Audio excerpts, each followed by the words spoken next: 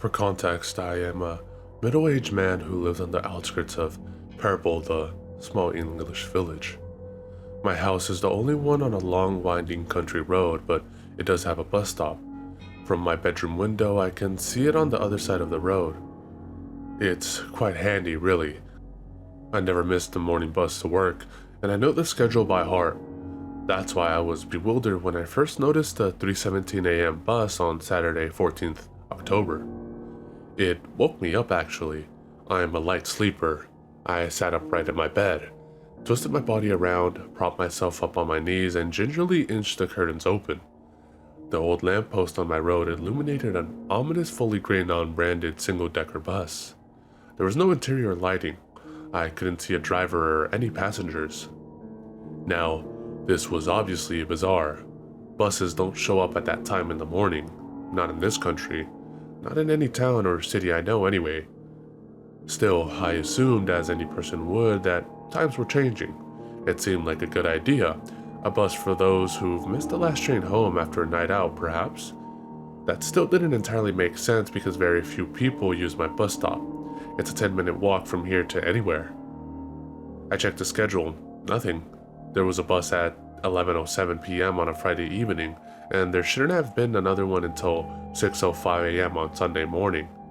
I watched the vehicle pull away and considered, perhaps, that it wasn't a public bus. Maybe it was a hired coach. That seemed like a reasonable explanation. I put it out of my mind and went back to sleep.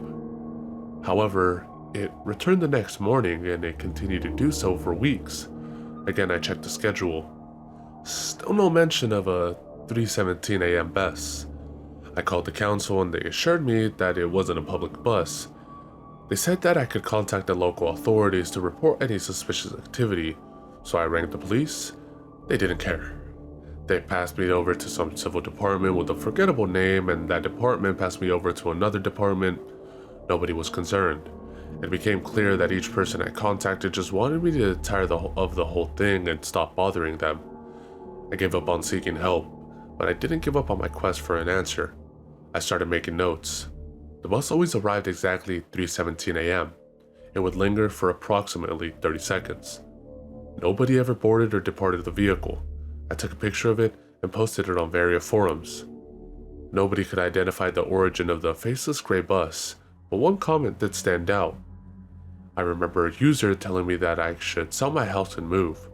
They said that the bus was there for me. Most importantly, they said that I shouldn't, under any circumstances, board it.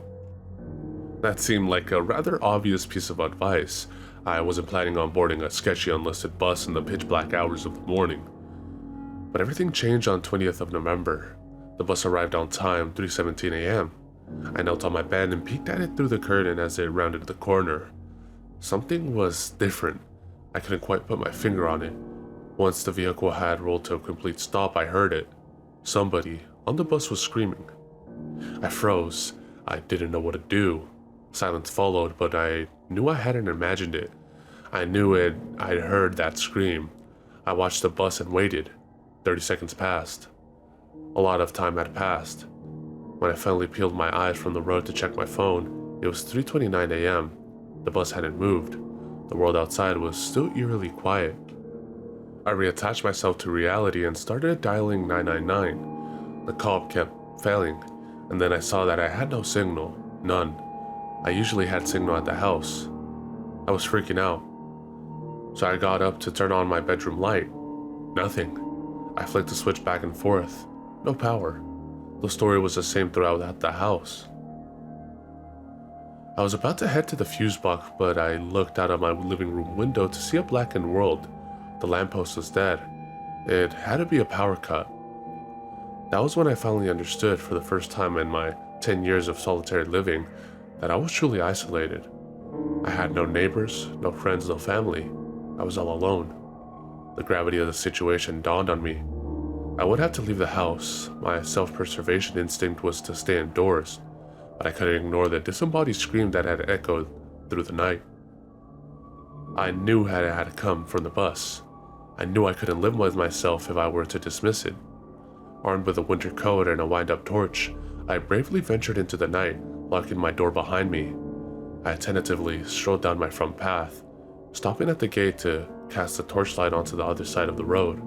It revealed the gray, stationary, seemingly abandoned bus. There were no signs of life. Everything was so quiet. I swore to myself that I could hear my heartbeat in my eardrums.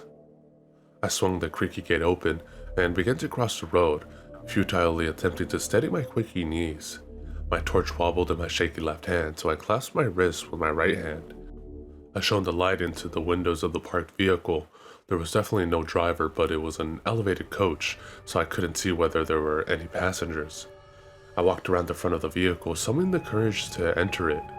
When I reached the other side of the bus, I stood still. I tried to control my breathing. I eyed the doors for what seemed an eternity, and then I felt my entire body clench. The doors opened.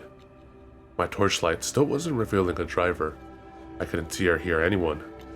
I thought for a brief moment of that internet stranger who told me not to board the bus, but I couldn't get that scream out of my head. My gut told me that somebody was in danger. I stepped onto the bus and started to climb the stairs. Doors closed. I held the torch before me as if it were a weapon, and I gradually climbed the next set of stairs to the elevated passenger platform. I spent several seconds on each step, savoring what I felt could be my final moments on Earth. Then, I illuminated the passenger area before me. I half expected to see nothing. No, there were so many on the bus. The young girl was sitting in the middle seat of the back row. Her head was in her palms. She was crying. I couldn't see her face. "Are you okay?" I asked timidly. No answer. So, I started to walk forwards. I didn't know whether there was anyone else on board, but I couldn't leave her. Once I was standing only a few yards in front of her, I knelt down in the aisle. "Are you okay?" I asked a second time. The girl's crying abruptly ceased, but she didn't lift her head from her hands. "You shouldn't have boarded the bus," she replied. My torch died. I furiously won the lever at the side, but it didn't spring back to life. The girl and I had been plunged into darkness. Then, I heard the door open. I slowly turned my head to face the front of the bus. I could hear the sound of a low guttural breathing. It was followed by clunking footsteps. Dim moonlight shone through the front window, but it was sufficient to display a hulking figure at the other end of the aisle. A black specter with gangly limbs was moving towards us. He was hunched forwards and his elongated arms dragged along the tops of the seats. He was too tall and too wide to fit into the aisle. I turned to face the girl. She had lifted her head from her hands. I could barely see her. I could barely hear her. "This is the last stop," she whispered. "I was really hoping you wouldn't board. I wanted more time." Before I could even comprehend what was happening, I felt an icy limb coil itself around my ankle. It yanked, and I fell. My nose connected with the floor of the aisle, and I heard something crack. I thought that was it. I thought that was the end. But I looked up to see the demonic creature coil its other limb around the girl's neck. It hoisted her from the seat. She screamed as she was lifted towards the indistinguishable figure in the aisle. I couldn't really see what happened in the darkness, but I'll never forget the sound her body made when it was consumed by the black entity. It sounded like leaves crunching beneath walking boots. I had almost entirely lost my sense of reality at this point, but some vestige of survival instinct persisted in my fractured mind. I twisted onto my back and looked down at my ankle. I couldn't really see what I was doing in the dark. I just knew I had to act. So with my free foot, I stamped on the creature's limb.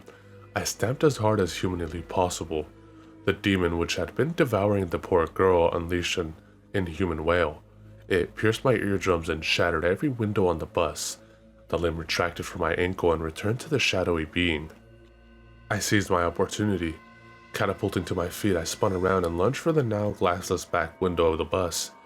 Clinging to the frame of the window for dear life, I took one last look at the dark entity that was hurtling towards me. Then, I dropped to my feet on the road. I sprinted away from the bus. Adrenaline fueled me onwards. I didn't look back. I just kept running. At the speed I traveled, I think it only took me a few minutes to reach the warm and welcoming lights of civilization. I looked at my phone and cried when I saw that I had service. I booked a taxi.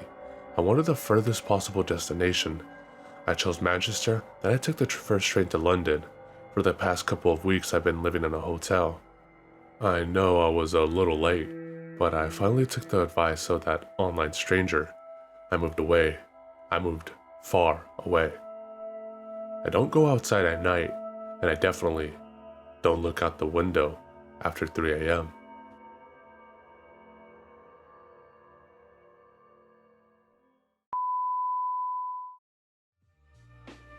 Sinister V's, sinister voices. Yo.